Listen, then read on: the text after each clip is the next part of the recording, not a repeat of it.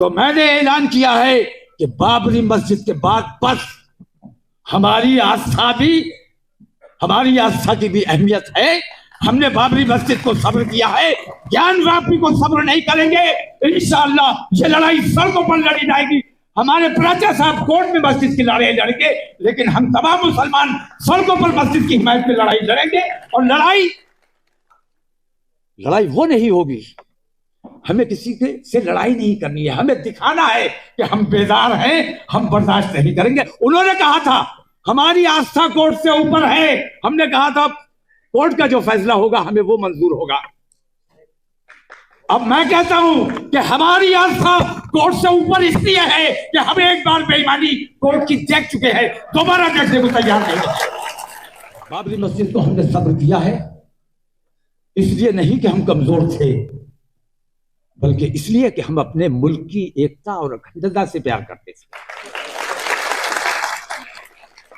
हम अपने देश से मोहब्बत करते हैं, अपने देश में अमन व अमान बनाए रखना चाहते हैं। इसलिए हमने सुप्रीम कोर्ट के फैसले को सर आंखों पर लिया और किसी किस्म का कोई एहतजाज नहीं किया।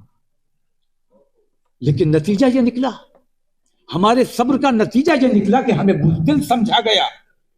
और आज मैं कहता हूं कि अगर लोग बेदार ना हुए तो ज्ञान व्यापी उसी तरीके से, उसी बेईमानी के तरीके से ज्ञान व्यापी ये लोग छीन लेंगे। उसी तरीके से मथुरा को आपसे छीन लिया जाएगा, ईदगाह को आपसे छीन लिया जाएगा। उसी तरीके से यके बाद दीगरे, कभी बदायूं की मस्जिद पर हमला किया जाएगा, कभी ईदगाह पर हमला किया जाएगा, कभी जामा मस्जिद पर हमला किया जाएगा। अगर अपनी मस्जिदों को इसी तरह सब्र करना है, कहीं तो खत्म होना चाहिए ये तरीका। कभी तो हमें खड़े होकर अपनी बात रखनी होगी। तकरीर का वक्त नहीं है,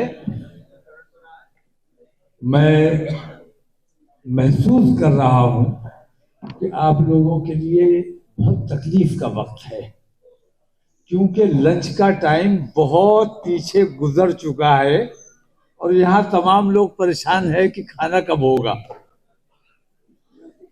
बहरहाल खाना तो चाहिए, अपने वक्त पे होना चाहिए, लेकिन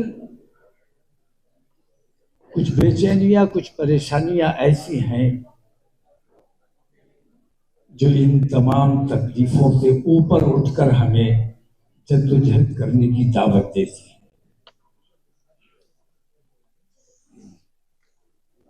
और मैं इस वक्त